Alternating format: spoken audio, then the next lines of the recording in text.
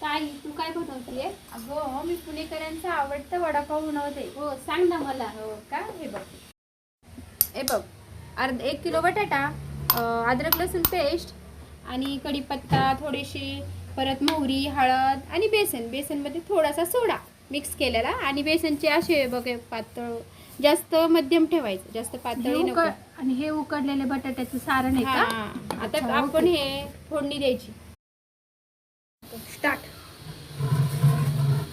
1 चमचा मोहरी, मोहरीला थोडी फोडू द्यायचं, येऊ द्यायची. खाली बस.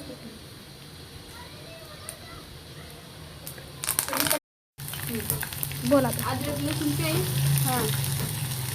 3-4 चमचे अद्रक लसूण पेस्ट टाकायची 1 किलो प्रमाणात.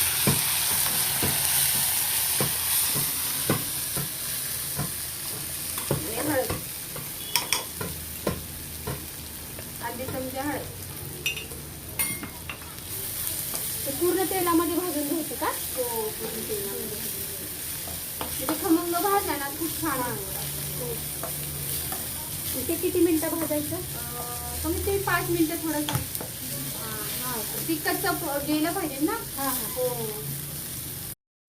हे सगळं मिक्स केलेलं सारण आहे का ताई तू? हो. बरं, काय करणार मग? आता हे मिक्स झालंय ना आपलं, तर त्याच्यामध्ये शेवटीला लास्टला कोथिंबीर टाकूया. आपण मिक्स करून घेऊया.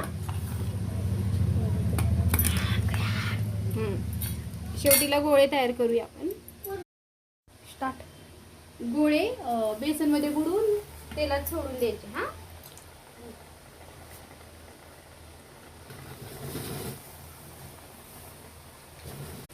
तू म्हण ना. वाव, मस्त झाले. तेल गरम असले ना खूप छान होतात. हा ना. म्हणजे त्याचं भाजले. हे बघा आमचे वडापाव. अजून रेसिपी पाहण्यासाठी माझ्या मम्मीच्या चॅनलला सबस्क्राईब करा.